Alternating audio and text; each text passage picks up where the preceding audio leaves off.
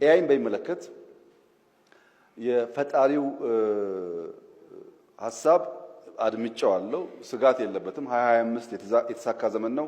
ብዙ ስራዎች ኤአይ ወስዷል። በ2026 ይበልጣል የሚል አቋም ነው ያለው። እኔ እንደዛ አልሰጋም። የሚያሰጋኝ እኔ እንቅልፋችን ነው።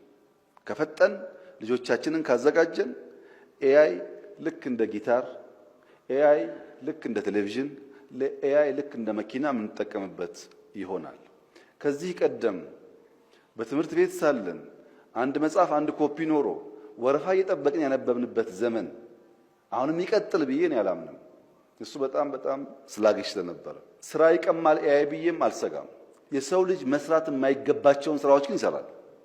የሰው ልጅ ሊሰራቸው የማይገባቸውን ስራዎች እየተካሄዳል።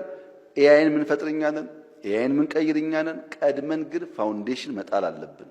አሁን ለምሳሌ የኛን ኤአይ ሴንተር የኛን ሳይንስ ሙዚየም ኢትዮጵያውያን አይተው ስለሚሰጡት ፊድባክ እና ከሌላ ዓለም የመጡ የተሻለ ደረጃ ደርሰዋል የሚባሉ ሰዎች የሚሰጡት ፊድባክ አንድ አይደለም።